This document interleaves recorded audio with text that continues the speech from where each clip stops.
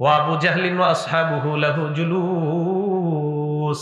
আবু জাহেল আর তার সাঙ্গ পাঙ্গরা পাশে বসে রয়েছে, নবীজি নামাজ পড়তে। দৃশ্যপটটা আইলেন, আর সেখানে গেলে কাবা চত্বরে হাঁটবেন আর চিন্তা করবেন আমার নবী কাবার সামনে নামাজ পড়ছিল, আবু জাহেল আর তার সাঙ্গ পাঙ্গরা এইদিকে বসে মজা নিচ্ছিল। ফাকালা বাদুহুম লিবাদির, একজন আরেকজনকে বলল, আইয়ুকুম ইয়াজিউ বিসালা জাজুরি আলি ফুলান, তোমাদের কে পারবা অমুক এলাকায় গিয়ে ওই এলাকা থেকে উটের নারী বুড়ি গুলা আনবা, আনার পর ফায়াদউহু আলা যহরি মুহাম্মাদিন ইদা সাজাদা, মুহাম্মদ যখন সিজদায় যাবে তখন মুহাম্মদের পিঠের উপর উটের নারী বুড়ি গুলা রেখে দিতে পারবা কে আছো? একজন দাঁড়ায় গেছে, দাঁড়ায় কয় আমি পারবো। নাম উকবাহ। বলেন কি নাম? তো পুরাটা মনে রাখার দরকার না, আপনাদের শুধু একটু মনে রাখেন, আইনের পরে কফ, উকবাহ কি নাম? দাঁড়ায় গেছে। ওই এলাকায় যাওয়ার পর ওটের নারী বুড়ি গুলা নিয়ে আসছে। ওটের নারী বুড়ি গুলা আনার পর নাজরা, নবীর দিকে তাকিয়ে আছে। হাত্তা ইদা সাজাদাত নবী সাল্লাল্লাহু আলাইহি ওয়াসাল্লাম, নবীজি যখন সিজদায় যায়, ওয়াদাহু আলা যহরিহি বাইনা কাতিফাইহি, আল্লাহ নবীর পিঠের উপর পুরা পিঠটার 2 কাঁধ পরিমাণ এইভাবে ওটের নারী বুড়ি গুলো গোবর, রক্ত ইত্যাদি নাপাক জিনিসগুলা নবীর পিঠে দিয়া দিস। এই জায়গাটা আপনাদেরকে আমি কল্পনা করতে বলবো, ডেলি কল্পনা করেন যে নবীজির সিজদায় আছে, ওনার কাঁধের মধ্যে পিঠের মধ্যে ওটের নারী বুড়িগুলা সিজদায় আছে আমার হাবিব, যেই হাবিব নামাজ দুনিয়াতে প্রতিষ্ঠিত করার জন্য এত কষ্ট করলেন। আমি আপনি হাইয়া আলাস সালাহ হাইয়া আলাল ফালাহ শোনার পরেও নিরাপদে মসজিদে যাওয়ার ব্যবস্থা থাকা সত্ত্বেও আমি আপনি নামাজে যাচ্ছি না। এই 2টা জিনিস ডেলি কল্পনা করি। নবী কত কষ্টে সিজদায় পড়ে আছে, আমি আপনি কত আরামে একটু হাঁটলেই নামাজে যেতে পারি, যাচ্ছি না। রাসূল সাল্লাল্লাহু আলাইহি সাল্লাম এইভাবে আছে। আব্দুল্লাহ ইবনে মাসউদকে আমি দেখতেছি, কিছু করার ছিল না, আমার বাধা দেওয়ার সামর্থ্য নেই, আমি সামনে গেলে আর আমার মারবে। ইবনে মাসউদ বলে আমি তাদের দিকে তাকাইলাম, কাদের দিকে? যে আবু জাহেল আর তারা বসে আছে। ফাজা আলু ইয়াদহাকুনা, এরা সবাই হাসতেছে। ইহইলু বাদুহুম আলা বাদিন, হাসতে হাসতে একজন আরেকজনের শরীরের উপর পড়তেছে। একটু দৃশ্যটা কল্পনায় আনবেন, আমার নবী সিজদায়, শরীরের উপর ওটের নারী বুড়িগুলো বেঈমানরা পাশে হাসাহাসি করতে করতে একজন আরেকজনের উপর পড়ে, নবী সিজদায়, বেঈমানরা হাসে, আমি আপনি আজান শুনে মসজিদে যাচ্ছি না। রাসূলুল্লাহ সাল্লাল্লাহু আলাইহি সাল্লামের পিঠের উপর এগুলা যখন আছে, জাআতহু ফাতিমা রাদিয়াল্লাহু তাআলা আনহা, ফাতিমা রাদিয়াল্লাহু তাআলা আনহা আসলেন। আসার পর তরহাত আন যহরি রাসূলিল্লাহ সাল্লাল্লাহু আলাইহি ওয়াসাল্লাম, আল্লাহ নবীর পিঠ মুবারক থেকে এই নারী বুড়িগুলা আর নাপাক জিনিসগুলা সরায়া দেয়। ফারফা রাসা, আল্লাহ নবী এর পর মাথা উঠায়। এমন কষ্ট সহ্য করেছেন আল্লাহ নবীকে এইভাবে নির্যাতন করার পরের দিন নবী আর দাওয়াত দেয় নাই। অবিচল ভাবে দাওয়াতের কাজ চালাইতে হবে, এটা দায়ের 3 নাম্বার গুণ। দায়ের 4 নাম্বার গুণ, দায়ী দাওয়াত দিতে গিয়ে কথার কষ্ট কর্মের কষ্ট সহ্য করার ক্ষমতা থাকা। বলেন কি বললাম? কথার কষ্ট কর্মের কষ্ট সহ্য করার ক্ষমতা থাকা, এটা 4 নাম্বার গুণ। আপনারে কথা দিয়ে কষ্ট দিতে পারে, কর্ম দিয়েও আপনাকে কষ্ট দিতে পারে। এই ব্যাপারে সূরা আনআমের 34 নাম্বার আয়াতটা আগে শুনি, এরপর বুখারীর একটা হাদিস শুনবো আমরা। সূরা আনআমে আল্লাহ বলেন, ওয়ালাকাদ কুযিবাত রুসুলুম মিন ক্বাবলিকা ফাসাবারু আলা মা কুযিবু ওয়া উযু হাত্তা আতাহুম নাসরুনা। আমাদের নবীকে যখন মিথ্যাবাদী ইত্যাদি বলে বলে বেঈমানরা বিরক্ত করে, আল্লাহ আয়াত নাজিল করে দিলেন, সান্ত্বনার বাণী শোনায়া দিলেন। নবী আপনার পূর্বে রাসূলদেরকেও মিথ্যাবাদী বলা হয়েছে, এই মিথ্যাবাদী বলার পরেও তারা ধৈর্য ধারণ করেছে, কথার কষ্ট। ওয়া উযু হাত্তা আতাহুম নাসরুনা, তাদেরকে কষ্ট দেওয়া হয়েছে, এরপরেও তারা কষ্ট সহ্য করেছে। এইভাবে আমি আল্লাহর সাহায্য আসছে। এই আয়াতের মাধ্যমে বোঝা যায়, দায়ী যখন দাওয়াত দিতে গিয়ে কষ্ট পায়, চূড়ান্ত সাহায্য ওই দায়ীর জন্য আল্লাহর পক্ষ থেকে এসে যায়। কিছু কষ্ট হবে তো চূড়ান্ত সাহায্য দায়ী পাবে। তাহলে আয়াত থেকে জানলাম শুধু আমাদের নবীরে কথার কষ্ট দিছে এমন না, নবীর পূর্ববর্তী নবীদেরকেও কথার কষ্ট দেওয়া হয়েছে। তো উরওয়া ইবনে জুবাইর রাদিয়াল্লাহু তাআলা আব্দুল্লাহ ইবনে আমরকে প্রশ্ন করলেন, আখবিরনি বিআশাদ্দি মা সানাআ মুশরিকুনা বিরাসূলিল্লাহ সাল্লাল্লাহু আলাইহি সাল্লাম। আব্দুল্লাহ, আপনি আমাকে এমন একটা বিষয় বলেন যে নবীরে মুশরিকরা কঠিন কষ্ট দিয়েছে, এই জাতীয় কষ্টের একটা দৃশ্য আমাকে আপনি একটু বলেন তো, কষ্টের দৃশ্য। আব্দুল্লাহ ইবনে আমর বললেন, হ্যাঁ একটা দৃশ্য আছে। কয় কি? কাবাইনান নবী সাল্লাল্লাহু আলাইহি ওয়াসাল্লাম ইউসাল্লি বিফিনাইল কাবা, আল্লাহ নবী কাবা চত্বরে নামাজ আদায় করতেছে, কাবা চত্বরে নামাজ পড়ে, নামাজ পড়া অবস্থায় আকবালা উকবা ইবনে আবি মুআইদ, ওই যে আগের হাদিসে যে পাপিষ্ঠটা উটের নারী বুড়ি আনছে নাম উকবা, নবীজি নামাজ পড়ার সময় এই উকবা কাবা চত্বরে আসছে। আসার পর নবীজি নামাজে আখাযা বিমানকিবি রাসূলিল্লাহি সাল্লাল্লাহু আলাইহি ওয়াসাল্লাম, ঘাড়ে ধরছে এইভাবে নবীজি নামাজে নবীর ঘাড়ে ধরছে। এটাও দৃশ্যপটটা কল্পনা আনবেন, বেঈমানরা নামাজ অবস্থায় নবীর ঘাড়ে ধরে আমি আপনি হাইয়া আলাস সালাহ বলে ঘরের মধ্যে ঘুমাই, এইভাবে ধরছে নবীজির পিছনে। ধরার পর লাওয়া সাওবাহু ফি উনুকিহি, গলার মধ্যে একটা কাপড় পেঁচাইছে, পেঁচানোর পর ওয়া খানাকাহু খানকান শাদীদা, এইভাবে জোরে ফাঁসি লাগানোর মতো একটা লম্বা টান দিছে। নবী নামাজের মধ্যে নবীরে মাইরা লইতে চায়, আমি আপনি আজান শুই না মসজিদে ঘুমাই। فأقبل أبو بكر الصديق رضي الله تعالى عنه, আবু বকর সিদ্দিক রাদিয়াল্লাহু তাআলা আনহু আসলেন। আসার পর দাফা আর রাসূলুল্লাহ সাল্লাল্লাহু আলাইহি ওয়াসাল্লাম ওয়া আখাযা বিমানকিবিহি ওয়া দাফাআ আন, আবু বকর আয়েশা উকবার ঘাড়ের মধ্যে এইভাবে ধরে একটা ধাক্কা দেওয়ার পর কয়, যাও এখান থেকে। আতাকতুলুনা রাজুলান আইয়াকুলা রাব্বি আল্লাহ, একটা মানুষ কি এই কারণে হত্যা করতে চাও যিনি বলে আমার রব হলেন আল্লাহ। বলেন আমাদের রব কে? তার দাবি হলো আমার রব হলেন আল্লাহ, এই কারণে একজন মানুষকে তোমরা হত্যা করতে চাও। সরায়া দিলেন। কর্মের এই যে আঘাতটা, কর্মগত একটা আঘাত হইল। এখন নবীজিরে এই আঘাতটা করলো নামাজরত অবস্থায়, পরের দিন দাওয়াত দেয় নাই। তাহলে 4 নাম্বার দায়ীর গুণ থাকবে কথা এবং কর্ম, এই উভয় কষ্ট সহ্য করার ক্ষমতা থাকে। 5 নাম্বার, যিনি দায়ী হবেন তিনি যে এলাকায় দাওয়াত দিতে যাবেন ওই এলাকার মানুষের অবস্থাগুলা বুঝার চেষ্টা করা, মানুষের আকল বুঝার চেষ্টা করা। কিছু এলাকার মানুষ অন্য মানুষের সাথে আকল নাও মিলতে পারে, এটা স্বভাবগতভাবে সব মানুষের আকল এক হবে না, এটা দায়ী বুঝার চেষ্টা করা। এই ক্ষেত্রে দায়ী কোনো এলাকায় যাওয়ার পর ওই এলাকার মসজিদের ইমাম খতিব সাহেবরা অনেক সময় আলোচকরে বলে দেয়, হুজুর এই এলাকায় এই সমস্যা, তো একটু আপনি কৌশলের সাথে এই বিষয়গুলো বললে ভালো হয়। আমি মনে করি দায়ীরা ইমামের এই কথাটা গুরুত্ব দেওয়া দরকার, যেহেতু উনি এই এলাকায় ইমামতি করে 20 বছর, উনি এই এলাকা সম্পর্কে ভালো জানেন। আমি মাদিয়ান জাতির নিকট তাদের ভাই শুআইব আলাইহিস সালাতু ওয়াস সালামকে পাঠিয়েছি। তিনি তার সম্প্রদায়কে দাওয়াত দিয়েছেন, হে আমার সম্প্রদায়, তোমরা আল্লাহর ইবাদত করো, তিনি ছাড়া কোনো ইলাহ নাই। এইভাবে ঈসা আলাইহিস সালাতু ওয়াস সালাম পর্যন্ত আল্লাহ পাক রব্বুল আলামিন নবীদেরকে দুনিয়াতে বিভিন্ন জাতি, দেশ, এলাকার জন্য আল্লাহ পাঠিয়েছেন। ঈসা আলাইহিস সালাতু ওয়াস সালামের পরে একটা লম্বা গ্যাপ তৈরি হয়। এই লম্বা একটা গ্যাপ বা ফাতরাতুল ওয়াহি, তথা আপনার ঈসা নবী থেকে মুহাম্মদ সাল্লাল্লাহু আলাইহি সাল্লাম পর্যন্ত লম্বা একটা সময় অতিবাহিত হওয়ার পর আল্লাহ পাক রব্বুল আলামিন গোটা জগতের জন্য আমাদের নবীকে আল্লাহ দুনিয়াতে পাঠিয়েছে। রাসূলুল্লাহ সাল্লাল্লাহু আলাইহি সাল্লাম দুনিয়াতে আসলেন। নবীজি নবুয়ত প্রাপ্তির পর দাওয়াত দিতে লাগলেন, প্রথমে চুপে চুপে, কারণ আল্লাহ পাক রব্বুল আলামিন নবীজিকে দায়িত্ব দিয়েছেন নবীকে তার রিসালাত পৌঁছানোর জন্য আল্লাহ হুকুম করেছেন। সূরা মাইদার ৬৭ নম্বর আয়াতে আল্লাহ বলেন, ইয়া আইয়ুহার রাসূলু বাল্লিগ মা উনজিলা ইলাইকা মির রাব্বিক, হে রাসূল, আপনার কাছে আপনার রবের পক্ষ থেকে যা প্রেরণ করা হয়েছে তা আপনি পৌঁছিয়ে দেন, তা প্রচার করে দেন, তা তাবলীগ করেন।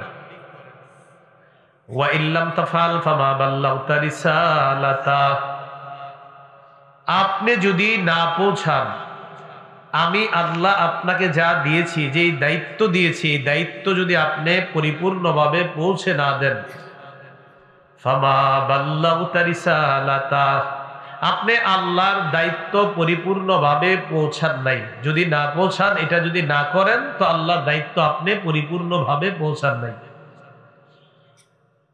তাহলে আল্লাহ বললেন আপনি তাবলীগ করেন। বাল্লিগ মানে তাবলীগ করেন, তাবলীগ করেন মানে প্রচার করেন, পৌঁছে দেন আপনি যা আপনার কাছে নাজিল করা হয়েছে। নবীজি দাওয়াত দিতে লাগলেন। প্রথমে আপনার গোপনে দাওয়াত দিলেন। গোপনে দাওয়াত দেওয়ার পর আল্লাহ পাক রব্বুল আলামিন আয়াত নাজিল করলেন। সহিহ বুখারীতে লম্বা আলোচনা এসেছেন, 4770 নম্বর হাদিসের বর্ণনা। আন আব্দুল্লাহ ইবনে আব্বাস রাদিয়াল্লাহু তাআলা আনহুমা قال লাম্মা নাযালাত ওয়া আনজির আশীরাতাকাল আকরাবিন। আব্দুল্লাহ ইবনে আব্বাস রাদিয়াল্লাহু তাআলা আনহুমার বর্ণনা, তিনি বলেন, যখন আল্লাহ কোরআনের এই আয়াতটা নাজিল করলেন, হাবিব আপনি আপনার নিকট আত্মীয়দেরকে জাহান্নামের ভয় দেখান, প্রকাশ্যে এবার আপনি দাওয়াত প্রচার করেন, তাবলীগ করেন, প্রকাশ্যে আপনার দায়িত্ব আপনি পৌঁছে দেন। ফাসাইদান নবী সাল্লাল্লাহু আলাইহি ওয়াসাল্লাম আলা সাফা, নবীজি সাফা পর্বতের উপর আরোহণ করলেন। ফাজআলা ইউনাদি ইয়া বনি ফিহরিন ইয়া বনি আদিয়িন লিবুতুনি কুরাইশ। সাফা পর্বতের উপর উঠার পর আল্লাহ নবী বললেন, হে বনি ফেহর, হে বনি আদি, কুরাইশের বিভিন্ন গোত্রের নাম বলে বলে আল্লাহ নবী ডাক দিলেন। হাত্তা ইজতামাউ, একে একে সব গোত্ররা আল্লাহ নবীর ডাকে সাড়া দেওয়ার জন্য মাঠের মধ্যে জমা হয়ে যায়।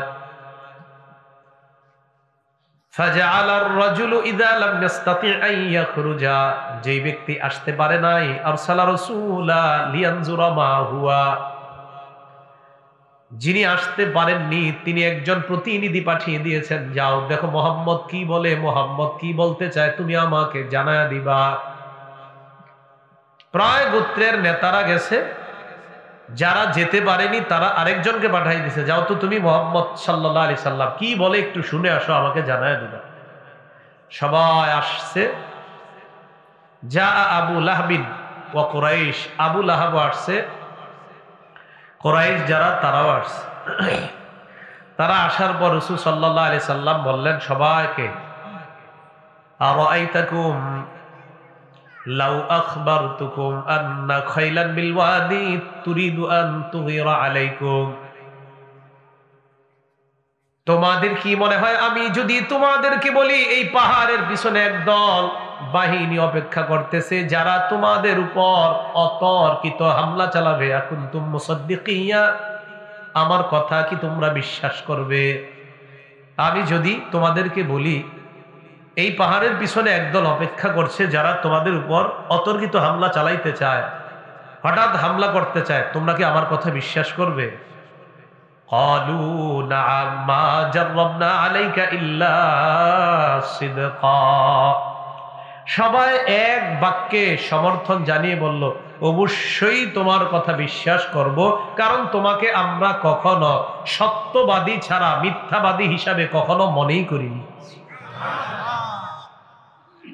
তাহলে ওয়াদা করলো যা বলবে সব মেনে নিবে। এবার নবীজি বললেন, ফাইন্নী নাযীরুল লাকুম বাইনা ইয়াদাই আযাবিন শাদীদ, আমি তোমাদের জন্য একজন ভীতি প্রদর্শনকারী কঠিন আযাবের। যেই মাত্র আল্লাহ রাসূল আযাবের কথা বললেন, আল্লাহ প্রদত্ত কথা বলে জাতিকে দাওয়াত দিলেন। আবু লাহাব দ্বারা, আবু লাহাব দাঁড়িয়ে বলে, মুহাম্মদ তাব্বান লাকা সাইরাল ইয়াউম আলিহাদা জামাতানা, মুহাম্মদ তুমি কি আমাদেরকে এই কারণে একত্রিত করলা, তোমার পুরাটা দিন ধ্বংস হোক, নাউজুবিল্লাহ, তুমি ধ্বংস হোক এই কারণে আমাদেরকে ডাকছো। ফানাজালাত তাব্বাত ইয়াদা আবি লাহাবি ওয়া তাব, সূরা নাজিল হয়ে যায়। আবু লাহাব যে হাত দিয়ে আল্লাহ রাসূলকে পাথর মারতে চেয়েছে, আল্লাহ পাক বলেন তাব্বাত ইয়াদা আবি লাহাবি ওয়া তাব, আবু লাহাবের দুই হাত ধ্বংস, নাউযুবিল্লাহ। আবু লাহাব দাঁড়ায়া রাসূল সাল্লাল্লাহু আলাইহি সাল্লামকে বলল মুহাম্মদ, তুমি কি আমাদেরকে এই কারণে একত্রিত করেছো তোমার দিনটা ধ্বংস হোক? তো তাব্বান বলেছে। আল্লাহ পাক রব্বুল আলামিন আয়াত নাজিল করে দিলেন তাব্বাত ইয়াদা আবি লাহাবি ওয়া তাব, নবী ধ্বংস হবে না, আবু লাহাবের দুই হাত ধ্বংস। তাহলে রাসূল সাল্লাল্লাহু আলাইহি সাল্লামের জন্য আবু লাহাব বদদুয়া করেছিল, আল্লাহ পাক রব্বুল আলামিন কি জবাব দিয়ে দিলেন সূরা নাজিল করে, আমার নবী ধ্বংস হবে না, তোমার দুই হাত ধ্বংস হবে। রাসূল সাল্লাল্লাহু আলাইহি সাল্লাম এবার দাওয়াতের কাজ শুরু করলেন, তাবলীগ শুরু করলেন, প্রচার করা শুরু করলেন। আমাদের নবীর মাধ্যমে আল্লাহ নবুয়তের দরজা বন্ধ করে দিলেন, কথাটা মনে রাখবেন। সহিহ বুখারীর 3535 নম্বর হাদিসের বর্ণনা, ক্বালা রাসূলুল্লাহ সাল্লাল্লাহু আলাইহি ওয়াসাল্লাম, নবীজি বলেন ইন্না মাসালি ওয়া মাসালাল আমবিয়াই কামাসালি রাজুলিন বানা বাইতান ফাহসানা আজমালা।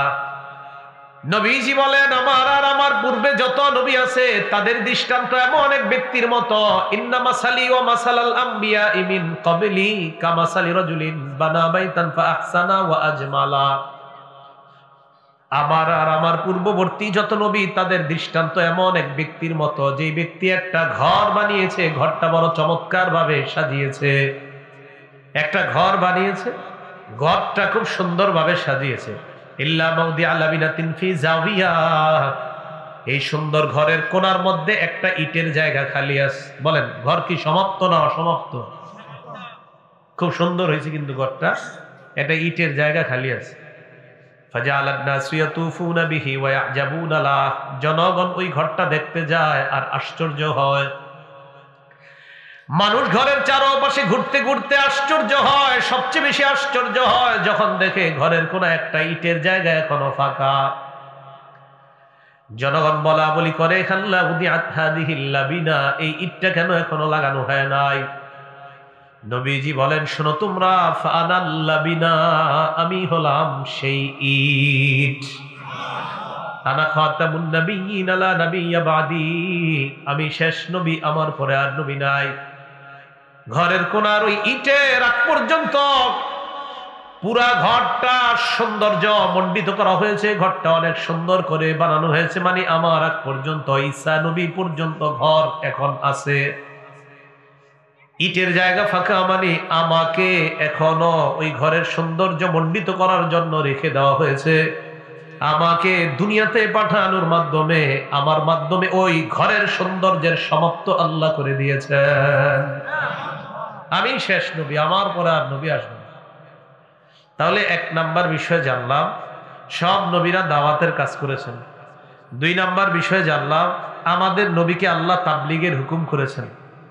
তিন নাম্বার বিষয় জানলাম, নবীজি প্রকাশ্যে দাওয়াত দেওয়া শুরু করেছেন সবার সামনে।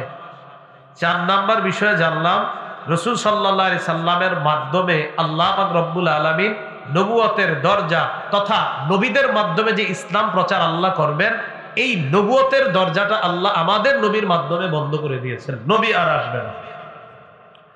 পাঁচ নাম্বার, তো নবী সাল্লাল্লাহু আলাইহি সাল্লাম আসবে না, তাহলে নবীজি সাল্লাল্লাহু আলাইহি সাল্লামের এই কাজ কে করবে?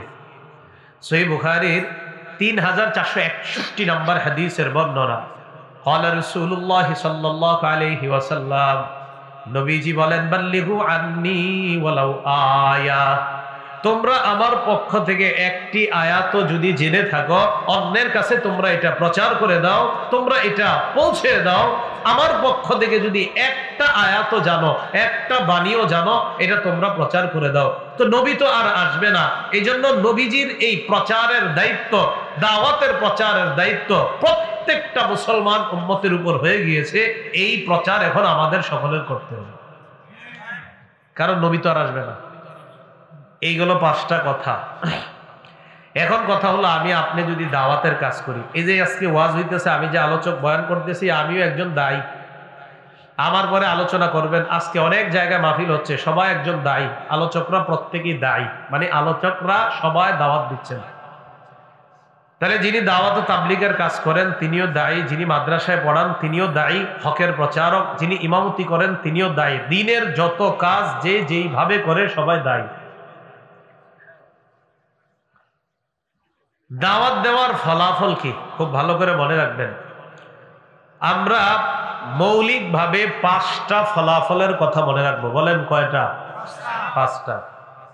1 নাম্বার, যারা কল্যাণের প্রতি মানুষকে আহ্বান করবে, সৎ কাজের আদেশ করবে, অসৎ কাজের নিষেধ করবে, আল্লাহ পবিত্র কোরআনের সূরা আলী ইমরানের 104 নম্বর আয়াতে তাদেরকে সফল মুমিন বলে ঘোষণা করেছেন। সূরা আলী ইমরান 104 নম্বর আয়াত, আল্লাহ বলেন, ওয়ালতাকুম মিনকুম উম্মাতুন ইয়াদউনা ইলাল খায়রি ওয়া ইয়া'মুরুনা বিল মা'রুফি ওয়া ইয়ানহাউনা আনিল মুনকার। তোমাদের মধ্য থেকে এমন একটা দল হওয়া দরকার যারা মানুষকে কল্যাণের প্রতি আহ্বান জানাবে, ওয়া ইয়া'মুরুনা বিল মা'রুফ, সৎ কাজের আদেশ করবে, ওয়া ইয়ানহাউনা আনিল মুনকার, অসৎ কাজের নিষেধ করবে। আল্লাহ বলেন, যারা কল্যাণের আহ্বান করবে, সৎ কাজের আদেশ করবে, অসৎ কাজের নিষেধ করবে, ওয়া উলাইকা হুমুল মুফলিহুন, আমি আল্লাহ তাদেরকে কোরআনের মধ্যে সফল মুমিন বলে ঘোষণা করলাম। কল্যাণের আহ্বান করবে, সৎ কাজের আদেশ, অসৎ কাজের নিষেধ, তারা সফল মুমিন। তাহলে যারা দায়ী, কল্যাণের আহ্বান করে, সৎ কাজের আদেশ করে, অসৎ কাজের নিষেধ করে, কোরআনে তাদেরকে আল্লাহ সফল মুমিন বলেছেন। 1। এবং খতিব যারা আছে মিম্বরে প্রত্যেক জুমা আলোচনা, তারাও দায়ী। তাহলে 1 নাম্বার। 2 নাম্বার, যারা দাওয়াত দেয় তাদের এই দাওয়াত, তাদের এই কথা আল্লাহ কোরআনের মধ্যে শ্রেষ্ঠ কথা বলে ঘোষণা করছেন। সূরা হামিম আস-সাজদা 33 নাম্বার আয়াত, আল্লাহ বলেন, ওয়ামান আহসানু কাওলাম মিম্মান দাআ ইলাল্লাহি ওয়া আমিলা সালিহান ওয়া ক্বালা ইন্নানি মিনাল মুসলিমিন। ওই ব্যক্তির চেয়ে উত্তম কথা আর কার, যে মানুষকে আল্লাহর দিকে আহ্বান করে, আল্লাহর দিকে দাওয়াত দেয়, ওয়া আমিলা সালিহান, নেক কাজ করে, ওয়া ক্বালা, আর বলে, ইন্নানি মিনাল মুসলিমিন, আমি মুসলমানদের অন্তর্ভুক্ত। আম্মা জান আয়েশা বলেন, ওই ব্যক্তির চেয়ে দামি আর কার কথা? এই দামি ব্যক্তি দ্বারা উদ্দেশ্য 1 নাম্বার মুহাম্মদ সাল্লাল্লাহু আলাইহি ওয়াসাল্লাম। নবীর কথা হলো দুনিয়ার মধ্যে সবচেয়ে শ্রেষ্ঠ কথা। এরপর উদ্দেশ্য হলো আল মুআজ্জিনুনা সুলাহা, 5 ওয়াক্ত নামাজে যারা আযান দেয়, আল্লাহ বলেন তাদের চেয়ে দামি কথা, দামি আহ্বান আর কার হতে পারে? হাইয়া আলাস সালাহ, হাইয়া আলাল ফালাহ বলে না মুয়াজ্জিন সাহেব, তার কথা সবচেয়ে দামি। এরপরে হলেন এই আমি আলোচনা করতেছি দাওয়াত ও তাবলীগের কাজ যারা করি, খতিবে মিম্বর থেকে খতিব সাহেব যে কথা বলে, অন্যান্য দায়ী যারা, তাদের কথার চেয়ে উত্তম কথা আর কার? এই আয়াতে তারা উদ্দেশ্য। 1 নাম্বার নবীর কথা সবচেয়ে শ্রেষ্ঠ। 2 নাম্বার মুয়াজ্জিনের হাইয়া আলাস সালাহ, হাইয়া আলাল ফালাহ, এটাও সবচেয়ে শ্রেষ্ঠ। 3 নাম্বার অন্যান্য দায়ী যারা কল্যাণের আহ্বান করে, তাদের কথাটাও কোরআনের ভাষায় শ্রেষ্ঠ কথা। 3 নাম্বার, আমি ওনারে দাওয়াত দিলাম, দিকে তাকান, আমি 5 জনের দাওয়াত দিলাম। আমার দাওয়াতে এই 5 জন যদি আমল করে, তাদের সম পরিমাণ সওয়াব, তাদেরটা না কাইটা, তাদেরটা আল্লাহ ঠিক রাখবে।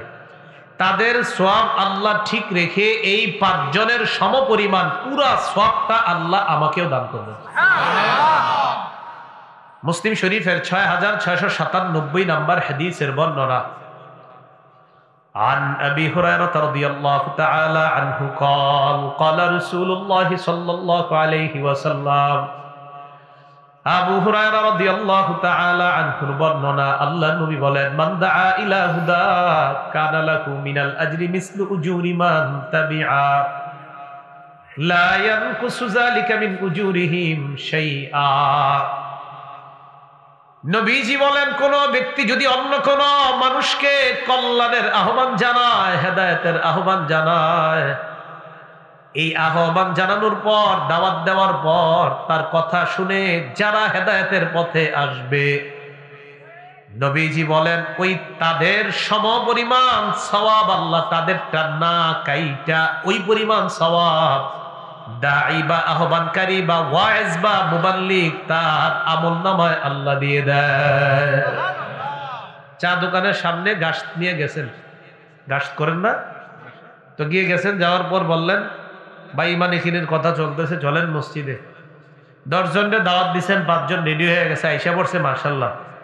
এই যে 5 জন মসজিদে আইসা গেছে, 5 জন আসার পর তারা 5 জন যে পরিমাণ সওয়াব পাবে ওই সওয়াব তাদেরটা থাকবে, আল্লাহ কাটবে না। তাদের সমপরিমাণ সওয়াব আপনাকেও আল্লাহ দান করবে। কিন্তু এখন যে কথাটা বলবো এটা তো কষ্টের কথা। নবীজি হাদিসের শেষে কি বলে দেখেন, ওয়ামান দাআ ইলা দালালা, কেউ যদি অন্য কোনো মানুষকে পথভ্রষ্টতার আহ্বান জানায়, খারাপ কাজের আহ্বান জানায়, 5-7 জন বন্ধু এক জায়গায়, হঠাৎ একজন আইসা কয় চল অমুক জায়গায় যাই, কয় কেন, কয় ব্যবস্থা হইছে, দেখতে পারবো সবাই মিলা, চল। কি হইছে, কি হইছে, কদিন আগে হয়েছিল আর কি, এখন একটু কম আছে, চল ব্যবস্থা হয়ে গেছে। তো কি, আরে অমুক জায়গায় এরকম, তাই নাকি? হ্যাঁ, আপনার কি দরকার আছে এদেরকে নিয়ে যাওয়া? নিজে নিজে গুনাহটা তো নিজে করাও ঠিক না, আপনি কইরা মাফ চাইতেন, আল্লাহ মাফ করে একটু। এই 5 জনে নিয়ে গেছেন না, নবীজি বলেন ওয়ামান দাআ ইলা দালালা, কেউ যদি অন্য কাউকে পথভ্রষ্টতার দিকে আহ্বান জানায়, কানা আলাইহি মিনাল ইসমি মিসলু আসামি মান তাবিআ, যতজন মানুষ তার অনুসরণ করে গুনাহ করবে ওই প্রত্যেকের সমপরিমাণ গুনাহ তার আমলনামায় যাবে। তাদের গুনাহ আল্লাহ কাটবে না, তাদেরটাও থাকবে। যে আহ্বান জানিয়েছে তাদের সমপরিমাণ গুনাহ তাকে আল্লাহ দিবে, নাউজুবিল্লাহ। এবার চিন্তা করেন তো, একা একা গুনাহ করেন এক ব্যাপার, ঘরের মধ্যে যারা এরকম একটা কিছু কিনে দিছেন, আপনার মা, আপনার বাবা, আপনার বিবি, আপনার কন্যা, আপনার ছেলে সবাই গুনাহ করে, নবী বলেন পথভ্রষ্টতার দিকে আহ্বান জানাইলা, যতজন এই কাজ করবে ততজনের গুনাহ তুমিও পাবা। কি বুঝছেন নি? কি আমি কইছি? যতজনের গুনাহের ব্যবস্থা করে দিবেন ততজনেরটা আপনিও পাবেন। এই জন্য একা গুনাহ হইবে, আল্লাহর কাছে মাফ চান, মাফ করবে। কিন্তু 10 জনেরটা যে নিলেন সেটার কি করবেন? রাসূল সাল্লাল্লাহু আলাইহি সাল্লাম কি বললেন? কল্যাণের আহ্বান জানাইলে ওই আহ্বানকারী তাদের সমপরিমাণ সওয়াব পাবে, অকল্যাণের আহ্বান জানাইলে ওই আহ্বানকারী অকল্যাণ কাজটা যারা করবে তাদের সমপরিমাণ গুনাহ সেও পাবে। নাউজুবিল্লাহ।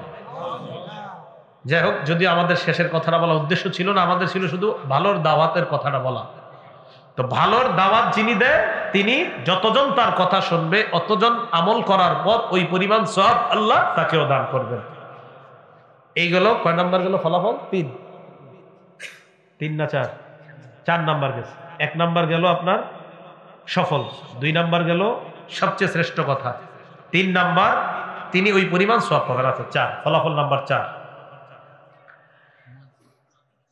যিনি দাওয়াত দিবেন। 4 নাম্বার ফলাফল, যারা দাওয়াত দেন। আপনি একজনকে দাওয়াত দিলেন, ঘটনাচক্রে আপনার কথায় ওই ব্যক্তিকে আল্লাহ হেদায়েত দিয়ে দিয়েছেন।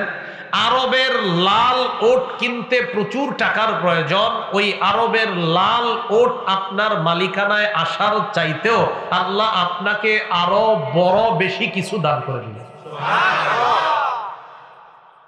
সহিহ বুখারীর 4210 নম্বর হাদিস। হাদিসটা মনোযোগ দিয়ে শোনেন, সুন্দর একটা হাদিস। হাদিস তো সবই সুন্দর, মানে এটা অনেক সুন্দর, আরো বেশি সুন্দর। সাহাল ইবনে সাদ রাদিয়াল্লাহু তাআলা আনহুর বর্ণনা। সাহাল ইবনে সাদ রাদিয়াল্লাহু তাআলা আনহু বলেন, খায়বারের যুদ্ধে মুসলমানদের একটা দুর্গ বিজয় হচ্ছে না। খায়বারের যুদ্ধে আন্না রাসূলুল্লাহ সাল্লাল্লাহু আলাইহি ওয়াসাল্লাম ক্বালা ইয়াউম খায়বার, খায়বারের দিন আল্লাহ রাসূল বললেন, লা উতিয়ান্না হাযিহির রায়াতা গাদান রাজুলান ইফতাহুল্লাহু আলা ইয়াদাইহি, আগামীকাল এমন এক ব্যক্তির হাতে এই পতাকা আমি দিব, যার হাতে আমার আশা আল্লাহ খায়বারের বিজয় দান করবেন। সাহাবাদের সামনে বলছে, দেখেন মজা কি হয়। সাহাবারা এই কথা শোনার পর রাতের বেলা কারো ঘুম নাই, না জানি আমারে দেয়, উনি মনে করে না জানি ওনারে, উনি মনে করে না জানি ওনারে। হাদিসের বর্ণনা, ফাবাতান্না সুয়াদুকুনা লাইলাতাহুম, রাতের বেলা সবাই এই জল্পনায় কাটা দেয়, আইয়ুহুম ইউতাহা, না জানি কারে পতাকাটা দেওয়া হয়, আমারে না আপনারে না তারে, এরকম জল্পনায় রাত কেটে যাইতেছে, ঘুমায় না কেউ। মজার ব্যাপার, যারা জল্পনা কল্পনা করতেছে তাদের কাউকে দিবে না। তো সবাই জল্পনা কল্পনা করে, ফালাম্মা আসবাহান নাস গাদাউ আলা রাসূলিল্লাহি সাল্লাল্লাহু আলাইহি ওয়াসাল্লাম, সকালবেলা সাহাবারা সবাই আল্লাহর নবীর কাছে আসছে। সবাই আল্লাহর নবীর সামনে ঘোরাঘুরি করে, কুল্লুহুম ইয়ারজু আইয়ুতাহা, সবার আশা পতাকাটা আমাকেই দিবে। মজার ব্যাপার, যারা আসছে তাদের কাউকেই দিবে না। প্রত্যেকেই খালি নবীর সামনে যায়, মনে হয় না জানি আমার নামটা বলবে, সেও যায়, এই যে আমি আমি আমি এরকম। আল্লাহ নবী এইভাবে সেভাবে তাকায়, কয় আইনা আলী ইবনু আবি তালেব। সুবহানাল্লাহ, আলী কোথায়? হুজুর আলী তো এখানে নাই, আমাদের মাঝে তো আলী নাই। নবীজি বললেন কি হয়েছে? কয় ইশতাকি আইনাই, হুজুর চোখের সমস্যা, এই জন্য আসে নাই। ফারসালু ইলাইহি, নবীজি তার কাছে লোক পাঠিয়ে দিলেন, ফাউতিয়া বিহি, তাকে নিয়ে আসা হলো। আলী কি হয়েছে তোমার? কালকেও দেখলাম না, আজকেও তুমি আসলা না। সবাই আসলো। হযরত আলীর চোখের সমস্যা তো। ফাবাসাকা রাসূলুল্লাহি সাল্লাল্লাহু আলাইহি ওয়াসাল্লাম ফি আইনাই, চোখের সমস্যার কারণে হযরত আলী আসে নাই নবীজির সামনে। আলী আসার পর আল্লাহ নবী হযরত আলীর দুই চোখের মধ্যে থুতু লাগায়া দেয়। আমার আপনারে স্বপ্নে যদি একটু লাগাই দিত চোখে, কাজ হয়ে যেত।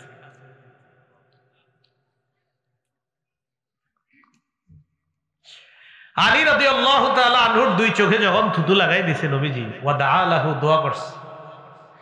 দোয়া করার সাথে সাথে হাদিসটা শুনেন কি বলে, ফাবারাআ কাআন্নাহু লাম ইয়াকুন বিহি ওয়াজাউ, সাথে সাথে এমন সুস্থ হইছে মনে হয় চোখে কোনোদিন অসুস্থই হয়নি। সুবহানাল্লাহ, কোনোদিন অসুস্থতাই ছিল না চোখে, এমন ভাবে সুস্থ হয়েছে হযরত আলী। তো রাসূলুল্লাহ সাল্লাল্লাহু আলাইহি ওয়াসাল্লাম আতাহুর রায়া, হযরত আলী রাদিয়াল্লাহু তাআলা আনহুকে পতাকা দিলেন। হযরত আলী বললেন, উকাতিলুহুম হাত্তা ইয়াকুনু মিসলানা, হুজুর আমি ততক্ষণ লড়াই করব যতক্ষণ তারা আমাদের মতো মুসলমান না হয়। নবীজি বললেন, আলী শোনো, উনফুজ আলা রিসলিকা হাত্তা তানজিলা বিসাহাতিহিম, তুমি আপন অবস্থায় তাদের সীমানায় যাও। যাওয়ার পর উদউহুম আলাল ইসলাম, ইসলামের দাওয়াত দিবা। উদউহুম ইলাল ইসলাম, ইসলামের দাওয়াত দিবা। দাওয়াত দেওয়ার পর ওয়া আখবিরহুম বিমা ইয়াজিবু আলাইহিম মিন হাক্কিল্লাহ, আল্লাহর যে হক আছে এই হকের ব্যাপারে তাদেরকে বলবা। বলার পর হযরত আলীকে নবী বলেন, আলী শোনো, লা ইয়াহদিয়াল্লাহু বিকা রাজুলান ওয়াহিদান খায়রুন লাকা মিন আইয়াকুনা লাকা হুমুরুন নাম, আরবের লাল ওট তোমার মালিকানায় আসার চাইতে আল্লাহ তোমার মাধ্যমে যদি একজনকে হেদায়েত দিয়ে দেয়, ওই লাল ওটের চাইতেও আরো দামি কিছু আল্লাহ তোমাকে দান করবে। এটা তোমার জন্য উত্তম। এ হলো 4 নাম্বার দাওয়াতের ফলাফল। যারা দাওয়াত দিব, একজনকে যদি আল্লাহ হেদায়েত দিয়ে দেয় আমার আপনার কথায়, তাহলে লাল ওটের চাইতেও আরো বেশি ফজিলত আল্লাহ দান করবে। 5 নাম্বার, যে ব্যক্তি দাওয়াতের কাজ করবেন, দাওয়াতের কাজ মানে ভাই নামাজে চলো, এটাও দাওয়াত। ভাই টেলিভিশন দেখো না, এটাও দাওয়াত। ভাই নবীজি সাল্লাল্লাহু আলাইহি সাল্লাম বলেছেন সুদ খাইলে এই গুনাহ হয়। ভাই আল্লাহ কোরআনে বলেছেন সুদের এই গুনাহ। তো আপনি এই কথাগুলা বলা মানে নবীর উপর আল্লাহ যা নাজিল করেছেন এই বিষয় আপনি পৌঁছায় দিচ্ছেন। যে ভাই সূরা ইখলাসের মধ্যে আছে কুল হুয়াল্লাহু আহাদ, আল্লাহ বলছেন নবী আপনি বলেন আল্লাহ এক। তাহলে আপনি আল্লাহ এক এই কথার একটা প্রচার করলেন। এই যে আপনি প্রচার করলেন, আপনি যে দাওয়াত দিলেন, আপনি যে তাবলীগ করলেন, আপনি যে মুবাল্লিগ হলেন, এই মুবাল্লিগ হওয়ার সাথে সাথে নবীজির একটা দোয়া আপনি কামাই করে ফেলছেন। সেই দোয়াটা কি? যারা দাওয়াতের কাজ করে নবী তাদের জন্য দোয়া করেছেন আল্লাহ যেন তাদেরকে আলোকময় করে দেয়, আল্লাহ যেন তাদেরকে উজ্জ্বলময় বানায় দেয়। তিরমিজি শরীফের বর্ণনা 2657 নাম্বার হাদিস। ক্বালা রাসূলুল্লাহ সাল্লাল্লাহু আলাইহি ওয়াসাল্লাম, নবীজি সাল্লাল্লাহু আলাইহি ওয়াসাল্লাম বলেন, নাদ্দারাল্লাহু ইমরাআন নাদ্দারাল্লাহু ইমরাআন সামিআ বিন্না শাইআ ফাবাল্লাগাহু কামা সামিআ। নবীজি বলেন ওই ব্যক্তিকে আল্লাহ আলোকময় বানায় দেন, ওই ব্যক্তিকে আল্লাহ উজ্জ্বল বানিয়ে দেয় যে ব্যক্তি আমার কাছ থেকে কিছু জানছে, জানার পর যেইভাবে শুনেছে ওইভাবেই প্রচার করে দিছে, তাবলীগ করে দিছে। সাহাবাদেরকে নবী বলছেন সাহাবারা তাবলীগ করেছেন, এইভাবে চলতে চলতে আমাদের পর্যন্ত আসছে। তাহলে যারা মুবাল্লিগ হবে, যারা পৌঁছানোর কাজ করবে, যারা ইসলাম প্রচারের কাজ করবে, তাদেরকে যেন আল্লাহ আলোকিত বানায় দেন। নবীজি ওই প্রত্যেক মুবাল্লিগের জন্য এই দোয়া করে গেছেন। এই হলো 5টা ফলাফল বললাম দাওয়াতের, দাঈর, মুবাল্লিগের, ওয়াইজের, খতিবের। এবার আসেন একজন ওয়াইজ, একজন খতিব, একজন মুবাল্লিগ, একজন আলেম, তাদের কিছু গুণাবলী থাকা দরকার। বিশেষ করে একজন ওয়াইজের, একজন আদর্শ দাঈর, একজন আদর্শ মুবাল্লিগের মৌলিকভাবে 9টা গুণ থাকা দরকার। কয়টা? 9টা। 1 নাম্বার, আরো থাকতে পারে বেশি, মানে আমি যতটুকু জানছি আমার জানা মধ্যে 9টা। 1 নাম্বার আল ইখলাসু ফিল ইবাদাহ। বলেন তো আজকে যে আমরা মাহফিলে আসলাম এটা একটা ইবাদত কিনা?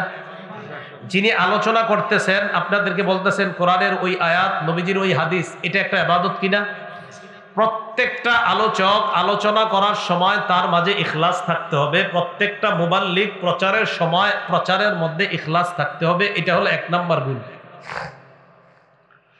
সূরা জুমারের 11 নাম্বার আয়াতে আল্লাহ বলেন, কুল ইন্নী উমিরতু আন আ'বুদাল্লাহা মুখলিসাল লাহুদ্দীন।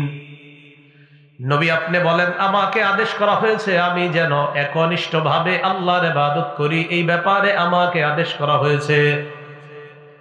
তাহলে 1 নাম্বার বিষয় জানলাম ইবাদত, প্রচার করা ইবাদত, দাওয়াত দেওয়া ইবাদত, কোরআন সুন্নাহর বাণী প্রচার করা ইবাদত, এই ইবাদতের মধ্যে ইখলাস থাকা।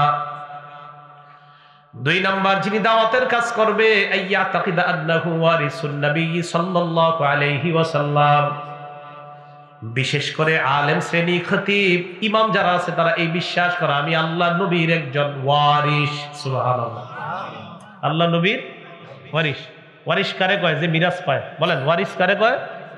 ওলামারা নবীদের এলেম পেয়ে, নবীদের এলেম নামক মিরাজ পায়। বলেন আলেমরা নবীদের কি পায়? এলেম নামক মিরাজ। তাহলে এই মিরাজ বন্টন করতেছি আমি, এটা আমাকে মনে করা যে আমি নবীর ওয়ারিস, আমি নবীর মিরাজটা সঠিকভাবে জনগণের সামনে বন্টন করতে হবে। 2 নাম্বার এটা কিতাব আছে সিলসিলাতুস সহিহা, 2700 নাম্বার বর্ণনা, মানে 2700 নাম্বার বর্ণনা।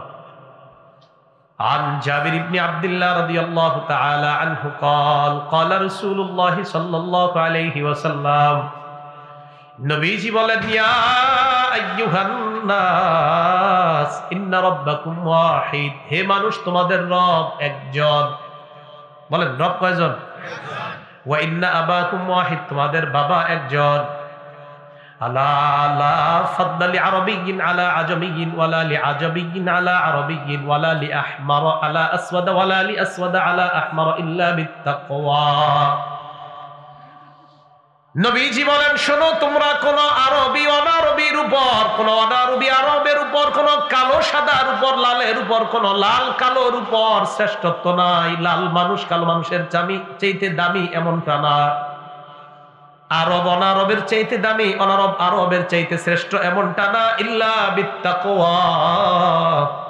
নবী বলেন যার মধ্যে তাকওয়া থাকবে সে আরবের হোক অনারবের হোক, ওই ব্যক্তি আল্লাহর কাছে শ্রেষ্ঠ হয়ে যায়। এরপর নবী বলেন কোরআনের একটা আয়াত দিয়ে, ইন্না আকরামাকুম ইনদাল্লাহি আতকাকুম। তোমাদের মাঝে সবচেয়ে আল্লাহর কাছে ওই ব্যক্তি মর্যাদাবান যে তোমাদের মাঝে সবচেয়ে বেশি মুত্তাকি, আল্লাহকে ভয় করে। এরপর নবীজি বলেন আলা হাল বাল্লাগতু, ও সাহাবারা আমি কি আমার দায়িত্ব পৌঁছে দিয়েছি? সাহাবারা জবাব দিলেন, নাম ইয়া রাসূলুল্লাহ, বালা, আপনি আপনার দায়িত্ব পৌঁছে দিয়েছেন। নবীজি বললেন, ফাল্লিবাল্লিগিশ শাহিদু মিনকুমুল গায়ব, তোমরা যারা উপস্থিত আছো অনুপস্থিতদের কাছে আমার এই দাওয়াত তোমরা পৌঁছে দেওয়ার দায়িত্ব আমি নবী দিয়ে গেলাম। ওয়ারিশ বানায় গেছে। কি বানায় গেছে বলেন? হ্যাঁ, ওয়ারিশ, দ্বীনের ওয়ারিশ, বিদ্যার ওয়ারিশ, জ্ঞানের ওয়ারিশ বানিয়ে গেছে। সূরা ইউসুফের 108 নম্বর আয়াতে আল্লাহ বলেন, কুল হাদিহি সাবিলি আদউ ইলাল্লাহ আলা বাসিরাতিন আনা ওয়া মান ইত্তাবাআনি। আপনি বলেন নবী, এটাই আমার রাস্তা, আমি জেনে বুঝে এই রাস্তায় মানুষকে আহ্বান জানাই এবং তারাও আহ্বান জানায় যারা আমার অনুসরণ করে। আবার বলছি, আমি এই রাস্তায় আহ্বান জানাই এবং তারাও আহ্বান জানায়, তারাও দাওয়াত দেয় যারা আমি নবীকে অনুসরণ করে। আমরা কি নবীকে অনুসরণ করি? তাহলে আমরাও দাওয়াত দিব। নবীজি বললেন, আল্লাহ নবীজিকে দিয়ে বলাইলেন, বলেন এটাই আমার রাস্তা, আমি জেনে বুঝে এই রাস্তায় আহ্বান জানাই এবং তারাও আহ্বান জানায় যারা আমাকে অনুসরণ করে, আমাকে অনুসরণ করেছে। সাহাবায়ে কেরাম নবীকে অনুসরণ করেছে, আমরাও নবীর অনুসরণ করি বলেই তো দাবি করি, ঠিক না? তাহলে আমাদেরও কাজ এই নবী যেই পথে দাওয়াত দিয়েছে আমরা সেই পথে দাওয়াত দেওয়া। এই গেল 2 নাম্বার দায়ীর গুণাবলী। দায়ীর 3 নাম্বার গুণাবলী, যিনি দাওয়াত দিবেন, আইয়াকুনা সাবিতা ফি দাওয়াতিহি ইলাল্লাহ। যিনি দাওয়াত দিবেন তিনি দাওয়াত দেওয়ার ক্ষেত্রে অবিচল থাকবে, ইস্তিকামাতের সাথে দাওয়াত দিবে।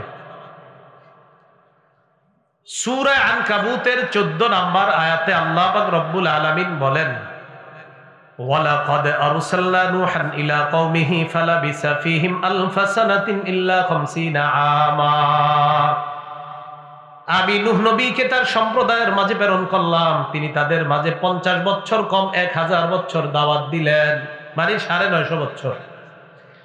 এই 950 বছর দাওয়াত দেওয়ার পর আল্লাহ বলেন, ওয়ামা আমানা মাহু ইল্লা কলিল। নূহ নবীর দাওয়াতে স্বল্প পরিমাণ মানুষ ঈমান আনছে। কয়শো বছরে? আল্লাহ বলেন নূহ নবীর সাথে ঈমান আনছে স্বল্প সংখ্যক কিছু মানুষ, সামান্য মানুষ ঈমান আনছে। তাহলে নূহ নবী 950 বছর দাওয়াত দিলেন, সামান্য মানুষ ঈমান আনছে। এই সামান্য ঈমান আনার কারণে তিনি দাওয়াত ছেড়ে দিছে। হ্যাঁ, ছেড়ে দিছে না? না, আইয়াকুনা সাবিতা, তিনি অবিচল ছিলেন। আমার দাওয়াতে কোন মানুষ এটা গ্রহণ করবে না না করবে জানে আল্লাহ, আমার কাজ দাওয়াত দেওয়া। তাহলে নূহ নবী এত বছর দাওয়াত দিলেন, আল্লাহ বলছেন ওমা আমানা মাহু ইল্লা কালিল, সামান্য মানুষ ঈমান আনছে। আরে বাপরে, বারবার উঠতেছেন কেন?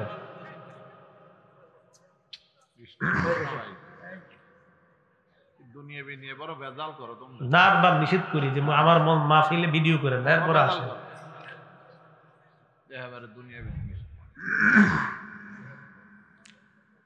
হ্যাঁ ছুটে যায়। 3 নাম্বার রাসূলুল্লাহ সাল্লাল্লাহু আলাইহি ওয়াসাল্লাম 3 নাম্বার কি ছিল? ইস্তিকামতের সাথে দাওয়াত দেওয়া। নূহ আলাইহিস সালাতু ওয়াস সালাম দাওয়াত দিয়েছেন, অবিচলতার সাথে দাওয়াত দিয়েছেন, পিছপা হননি, পিছনে হটে যাননি। এখন একটা হাদিস শুনেন আমাদের নবীজির ব্যাপারে, মনোযোগ দিয়ে শুনেন। সহিহ বুখারী 240 নাম্বার হাদিস, আব্দুল্লাহ ইবনে মাসউদ রাদিয়াল্লাহু তাআলা আনহুর বর্ণনা। এই হাদিসটা যখন শুনবেন, আপনাদেরকে আমি একটা আবদার জানিয়ে রাখবো, আপনারা প্রতিদিন এই হাদিসটা কল্পনায় আনবেন আর দৃশ্যপটটা আনবেন যে বিষয়টা কেমন। আর যারা হজ উমরায় যেতে পারেন তারা ওখানে গিয়ে একটু চিন্তা আনবেন। আব্দুল্লাহ ইবনে মাসউদ রাদিয়াল্লাহু তাআলা আনহু বলেন, আন্না নবিয়্য সাল্লাল্লাহু আলাইহি সাল্লাম কানা ইউসাল্লি ইনদাল বাইত। রাসূল সাল্লাল্লাহু আলাইহি সাল্লাম কাবা ঘরের সামনে নামাজ আদায় করতেছেন। কিসের সামনে? ওয়া আবু জাহলিন ওয়া আসহাবুহু লাহু জুলুস। আবু জাহেল আর তার সাঙ্গপাঙ্গরা পাশে বসে রয়েছে, নবীজি নামাজ পড়তেছে। দৃশ্যপটটা আইলেন, আর সেখানে গেলে কাবা চত্বরে হাঁটবেন আর চিন্তা করবেন আমার নবী কাবার সামনে নামাজ পড়ছিল, আবু জাহেল আর তার সাঙ্গপাঙ্গরা এইদিকে বসে মজা নিচ্ছিল। ফাকালা বাদুহুম লিবাদির, একজন আরেকজনকে বলল, আইয়ুকুম ইয়াজিউ বিসালাত জাজুরি আলি ফুলান, তোমাদের কে পারবা অমুক এলাকায় গিয়ে ওই এলাকা থেকে উটের নারী বুড়ি গুলা আনবা, আনার পর ফায়াদউহু, আলা জহরি মুহাম্মাদিন ইদা সাজাদা, মুহাম্মদ যখন সিজদায় যাবে তখন মুহাম্মদের পিঠের উপর উটের নারী বুড়ি গুলা রেখে দিতে পারবা কে আছো? সাঙ্গবাঙ্গরা বলা বলি করতেছে।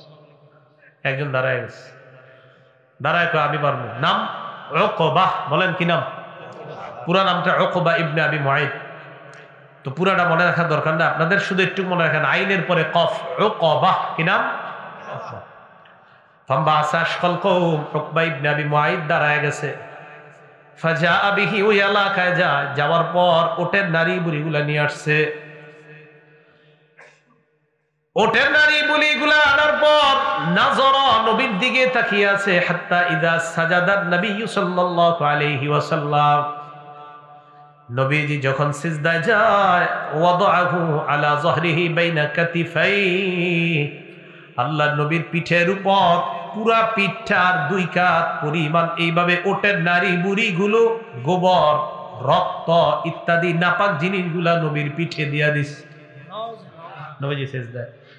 এই জায়গাটা আপনাদেরকে আমি কল্পনা করতে বলবো, ডেলি কল্পনা করেন যে নবীজির সিজদায় আছে, ওনার কাঁধের মধ্যে পিঠের মধ্যে উটের নারী বুড়িগুলা সিজদায় আছে আমার হাবিব।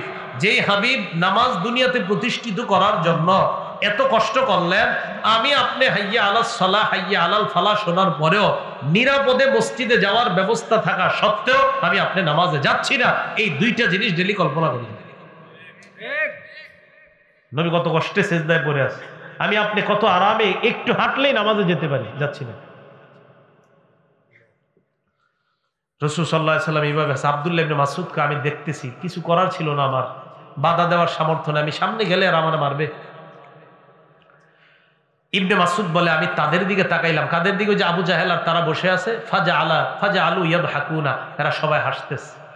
ইহইলু বাদুহুম আলা বাদিন, হাসতে হাসতে একজন আরেকজনের শরীরের উপর পড়তেছে। একটু দৃশ্যটা কল্পনায় আনবেন, আমার নবী সিজদায়, শরীরের উপর ওটের নারী বুড়িগুলো বেঈমানরা পাশে হাসাহাসি করতে করতে একজন আরেকজনের উপর পড়ে, নবী সিজদায়, বেঈমানরা হাসে, আমি আপনি আজান শুনে মসজিদে যাচ্ছি না। রাসূলুল্লাহ সাল্লাল্লাহু আলাইহি সাল্লামের পিঠের উপর এগুলা যখন আছে, জাআতহু ফাতিমা রাদিয়াল্লাহু তাআলা আনহা, ফাতিমা রাদিয়াল্লাহু তাআলা আনহা আসলেন। আসার পর তরহাত আন যহরি রাসূলিল্লাহি সাল্লাল্লাহু আলাইহি ওয়াসাল্লাম, আল্লাহর নবীর পিঠ মুবারক থেকে এই নারী বুড়িগুলা আর নাপাক জিনিসগুলা সরায়া দেয়। ফারফা রাসা, আল্লাহ নবীর পর মাথা উঠায়। এমন কষ্ট সহ্য করেছেন আল্লাহ নবীকে এইভাবে নির্যাতন করার পরের দিন নবী আর দাওয়াত দেয় নাই।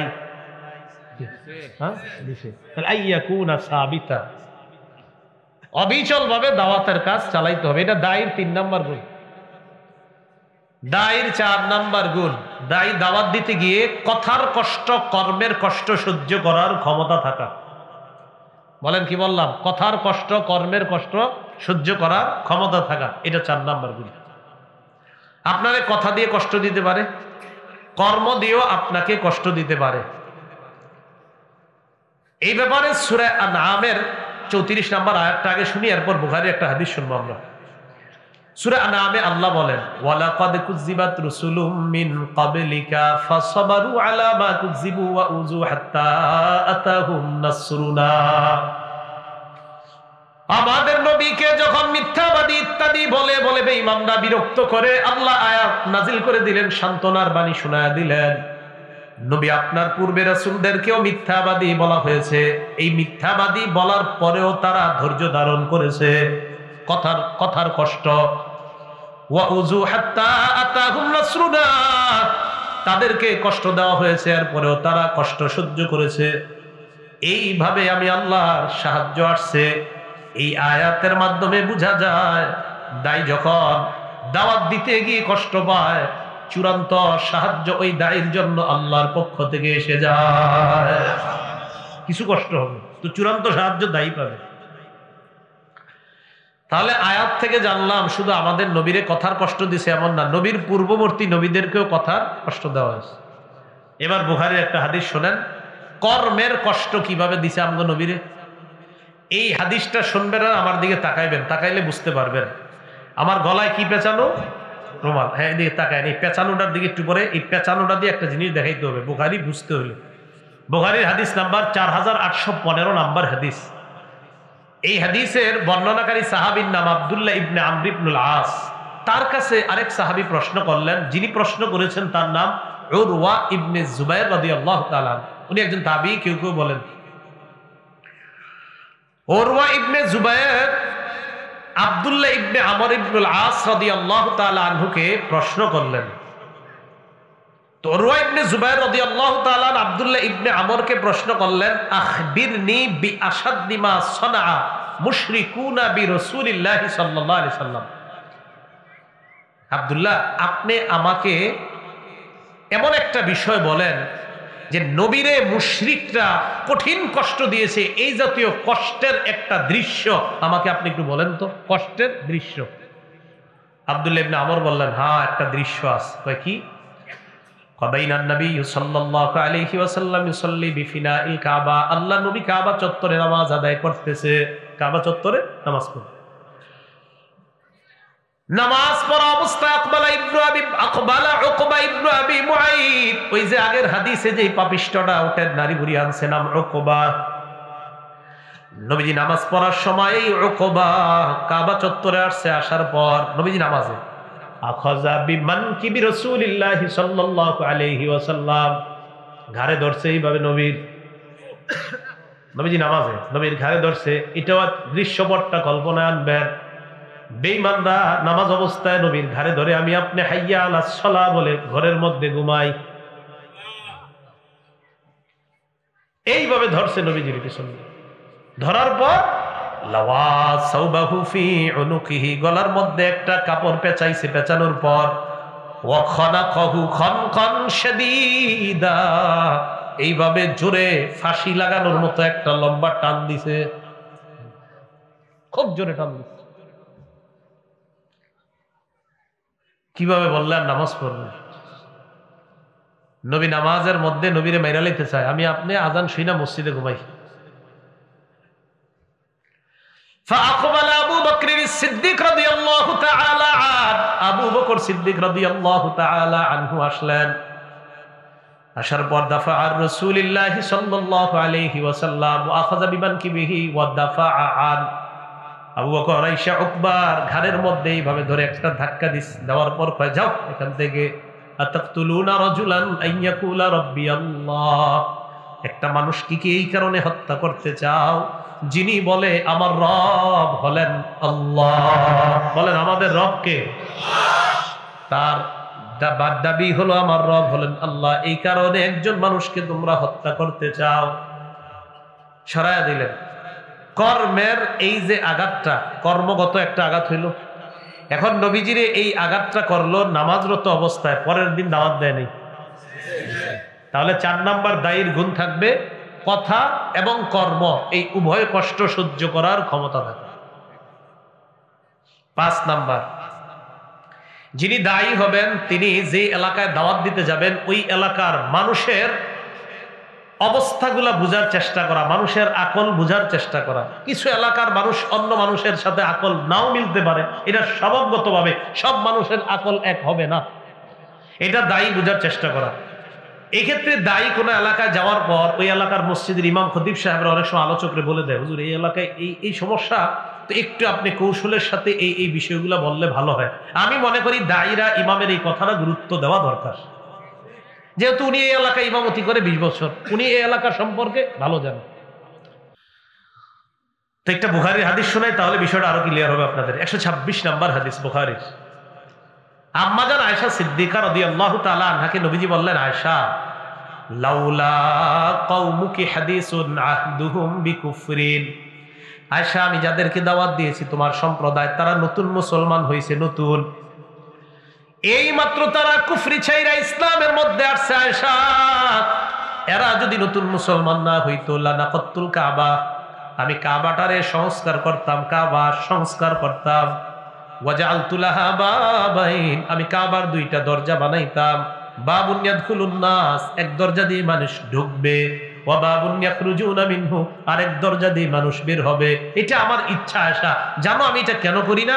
মানুষ নতুন মুসলমান হয়েছে, এটা করতে গেলে এরা বলবে হুজুর আপনি এখনই কাবাটা এরকম সংস্করণ করলেন, আমরা কত সুন্দর করে কাবাটা বানাইলাম। তখন তারা ফিতনা সৃষ্টি করতে পারে, শুধু তাদের ফিতনার আশঙ্কার কারণে আমি আমার মনের এই চাহিদাটা এখনো পূরণ করছি না, আমি কাবাকে সংস্কার করতেছি না, কারণ আমি যদি কাবায় হাত দিতে যাই তারা ফিতনা করতে পারে। তাহলে তাদের মানসিক অবস্থাটা আমাদের নবীজি বুঝলেন, নবীজি তার ইচ্ছাটাকে বাস্তবায়িত করলেন না। ফাফালাহু ইবনু জুবাইর, আব্দুল্লাহ ইবনে জুবাইর ওনার আমলে উনি নবীর ওই ইচ্ছাকে বাস্তবায়ন করেছিলেন। হাজ্জাজ বিন ইউসুফ যাকে হত্যা করছে। তাহলে নবীজি সাল্লাল্লাহু আলাইহি সাল্লাম মানুষের আকল অনুযায়ী একটা কাজ করলেন, কারণ নবীজি ছিলেন পৃথিবীর সবচেয়ে শ্রেষ্ঠ দায়ী। 6 নম্বরটা একটু মন দিয়ে শুনি। আইয়াকুনা আলিমান বিশরিয়াতিল্লাতী ইয়াদউন নাস ইলাইহা, যিনি দায়ী তিনি মানুষকে যেই পথে আহ্বান জানায় ওই বিষয়ে জ্ঞান থাকতে হবে দায়ীর। আমি দাওয়াত দিতেছি আপনারে, যেই দাওয়াতটা দিচ্ছি ওই বিষয়ে অন্তত আমার ন্যূনতম জ্ঞান থাকতে হবে। এটা হলো 6 নম্বর। 7 নম্বর, যিনি দাওয়াতের কাজ করবে তার মাঝে সকল মুসলমানের কল্যাণ কামনা করার মানসিকতা থাকতে হবে। বলেন 7 নম্বর, যিনি দাওয়াতের কাজ করবে তার মাঝে সকল মুসলমানের কল্যাণ কামনা করার যোগ্যতা থাকতে হবে। কথাটা কি বুঝছেন সবাই? মুসলিম শরীফের 55 নম্বর হাদিসের বর্ণনা। ক্বালা রাসূলুল্লাহ সাল্লাল্লাহু আলাইহি ওয়াসাল্লাম, নবীজি বলেন আদ-দীনু আন-নাসিহা, দ্বীন মানে হলো কল্যাণ কামনা করা। বলেন দ্বীন মানে কি? কল্যাণ কামনা করা। বলেন দ্বীন মানে কি? কল্যাণ কামনা করা। সহিহ বুখারীর 57 নম্বর হাদিসের বর্ণনা। আন জারীর ইবনে আব্দুল্লাহ রাদিয়াল্লাহু তাআলা আনহু قال, জারীর ইবনে আব্দুল্লাহ বলেন বায়াতু রাসূলুল্লাহ সাল্লাল্লাহু আলাইহি ওয়াসাল্লাম আলা ইকামিস সালাতি ওয়া ইতাইজ যাকাতি ওয়ান নুসহি লিকুল্লি মুসলিম, আমি নবীজির হাতে বায়াত হলাম, নামাজ কায়েম করব, যাকাত আদায় করব আর সকল মুসলমানের কল্যাণ কামনা করব বলে নবীর হাতে বায়াত হলাম। জোরে আমার সাথে একবার বলেন, আমরা সকল মুসলমানের কল্যাণ কামনা করি। কথাটা মনে থাকবে নি? তা আগামীকাল সকালেই তো ঝগড়া লাগবেন না তো? আল্লাহ হেফাজত করে। তাহলে দায়ীর সব মুসলমানের কল্যাণ কামনা করা, এই মানসিকতা থাকতে হবে। 8 নাম্বার, যিনি দাওয়াতের কাজ করবে তার মাঝে এই যোগ্যতাটা থাকবে। যেমন আজকে আমি আপনাদের সামনে যে কথাগুলো বলে গেছি, আমার দায়িত্ব হলো আপনাদের জন্য এই দোয়াও করা, আল্লাহ আমি যা যা বললাম মানুষগুলা যেন ওই কথাগুলা মানে, মাবুদ এই দোয়া আল্লাহর কাছে করা, তথা দায়ী যাদেরকে দাওয়াত দিবে তিনি তাদের হেদায়েতের দোয়াও আল্লাহর কাছে করবে। সহিহ বুখারীর 2937 নম্বর হাদিসের বর্ণনা। কাদিমা আমরু ইবনে তুফাইলিন ওয়া আসহাবুহু আলা নবী সাল্লাল্লাহু আলাইহি ওয়াসাল্লাম, আমর ইবনে তুফাইল আদ-দাউসি এবং তার সাথীরা আল্লাহ রাসূল সাল্লাল্লাহু আলাইহি ওয়াসাল্লামের কাছে আগমন করলেন। আগমন করার পর আল্লাহ নবী কি বললেন, ইয়া রাসূলুল্লাহ ইন্না দাউসান আসাত ওয়া আবাত, হুজুর দাউস গোত্র নাফরমানি করেছে আর সীমা লঙ্ঘন করেছে, তারা অস্বীকার করেছে। ইয়া রাসূলুল্লাহ উদউল্লাহ আলাইহা, আপনি তাদের বিরুদ্ধে বদদুয়া করেন, আপনি তাদের বিরুদ্ধে বদদুয়া করেন। ওয়াকিলা হালাকাত দাউসুন, কেউ কেউ বলেন এই দোয়া করছে যে হুজুর দাউস গোত্র যাতে ধ্বংস হয়ে যায় আপনি দোয়া করেন। নবীজি বললেন আল্লাহুম্মা হদি দাউসা ওয়াতি বিহিম সুবহানাল্লাহ। নবীজি দোয়া করলেন, আল্লাহ নবীর কাছে বললেন বদদুয়া করার জন্য।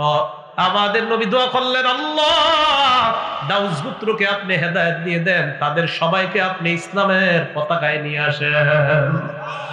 নবীরে বললেন বদদুয়া করেন, নবী দোয়া করলেন, আল্লাহ দাউস গোত্রকে হেদায়েত দেন, তাদের সকলকে ইসলামের ছায়াতলে নিয়ে আসেন। এগুলো 8 নাম্বার।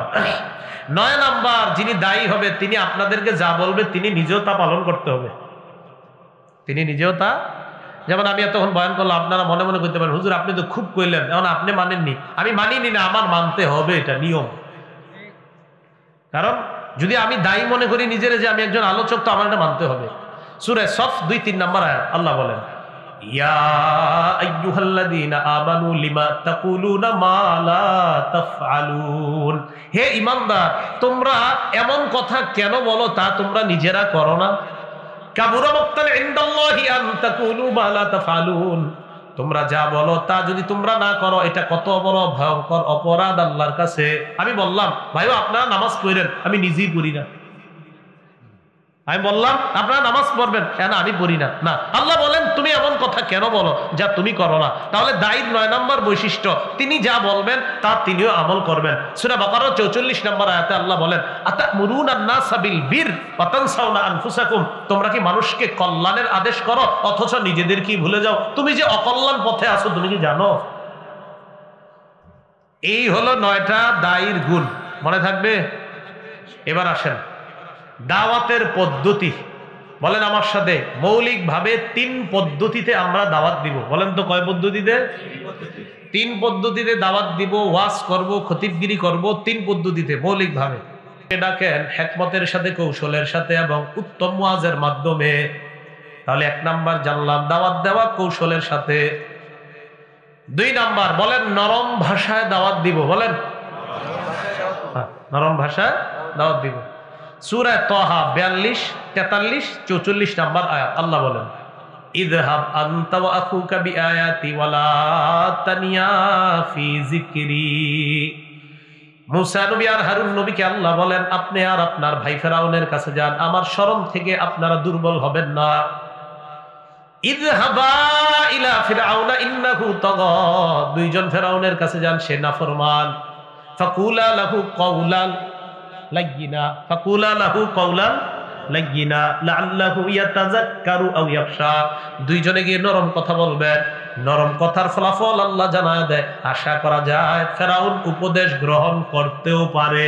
সুবহানাল্লাহ, নরম কথার ফলাফল আল্লাহ বলে দিচ্ছে, অথবা ভয় করবে। তাহলে 1 নাম্বার কৌশলে দাওয়াত, 2 নাম্বার নরম ভাষায় দাওয়াত, 3 নাম্বার কর্কশ ভাষী না হওয়া। বলেন কর্কশ ভাষী না হওয়া। বলেন সূরা আলী ইমরানের 159 নম্বর আয়াতে আল্লাহ বলেন ফাবিমা রাহমাতিম মিনাল্লাহি লিনতা লাহুম, আল্লাহর রহমতে আপনি সাহাবাদের জন্য নরম হয়েছেন। ওয়ালাউ কুনতা ফাজ্জান গালিজাল কলবি, আপনি যদি রূঢ় স্বভাবের হইতেন, আপনি যদি কর্কশ ভাষী হইতেন, আপনার হৃদয় যদি কঠিন হইতো, লাম ফাদ্দু মিন হাওলিক, সাহাবারা আপনার পাশে থাকতো না, সবাই চলে যাইতো। যদি আপনি কর্কশ ভাষী হতেন, আপনি নরম, তাই তারা। হ্যাঁ বলেন আমার সাথে, প্রয়োজনে গরম হওয়াতে অসুবিধা নেই, প্রয়োজনে গরম হওয়া যায়। দলিল সূরা তাহরিমের 9 নম্বর আয়াত আল্লাহ বলেন ইয়া আইয়ুহান নাবিয়্যু জাহিদিল কুফার ওয়াল মুনাফিকিনা ওয়াগলুজ আলাইহিম, হে নবী আপনি কাফের মুনাফিকদের বিরুদ্ধে জিহাদ করেন আর তাদের বিরুদ্ধে কঠোর হন। তাহলে যারা শিরিক করবে, যারা জুলুম করবে, তাদের বিরুদ্ধে কঠোর ভাষা ব্যবহার করা এটা দোষণীয় না, কঠোরতা অবলম্বন করা যায়। নবী যে কঠিন ভাষায় ভাষণ দিতেন কখনো কখনো, এই দলিল মুসলিম শরীফে আছে, হাদিসে আছে। ইবনে মাজার 45 নম্বর হাদিস, কানা রাসূলুল্লাহ সাল্লাল্লাহু আলাইহি সাল্লাম ইজা খাতাবা, নবী যখন ভাষণ দিতেন ইহমাররাত আইনা, নবীর 2 চোখ লাল হয়ে যাইতো, ওয়া আলা সাউতুহু, নবীর আওয়াজ উঁচু হয়ে যাইতো, ওয়াশতাদ্দা গাদাবুহু, নবীর রাগ খুব বেড়ে যাইতো, কান্নাহু মুনজিরু জাইশিন, যেন নবী কোন সেনাবাহিনীকে ভয় দেখাচ্ছে, সতর্ক করছে, এমন ভাবে নবী মাঝে মাঝে ভাষণ দিতেন। সুবহানাল্লাহ। তাহলে প্রয়োজনে গরম হওয়াতে এটা দোষণীয় না। কেন কিভাবে? যাকে দাওয়াত দিব তার মাঝে যদি সীমা লঙ্ঘন পাওয়া যায়, এমন যদি হয় এই এলাকায় একটা লোক আরেক লোকের উপর সারাদিন অত্যাচার করে, তাকে নরম ভাষায় কাজ না হলে তার উপরে গরম হওয়া যাবে, তুমি কেন থামছো না, এইভাবে একটা মানুষের উপর, নিরীহ মানুষের জমিন তুমি লুণ্ঠন করে নিচ্ছ, এটা তো ঠিক না। তখন প্রয়োজনে গরম ভাষা ব্যবহার, এটা দোষণীয় না। কথাগুলো কি মনে থাকবে? কি মনে থাকবে? বলেন দাওয়াতের ফলাফল কয়টা বলছি? না 5টা। দায়ের গুণাবলী কয়টা বলছি? 9টা। দাওয়াতের পদ্ধতি কয়টা বলছি? 3টা।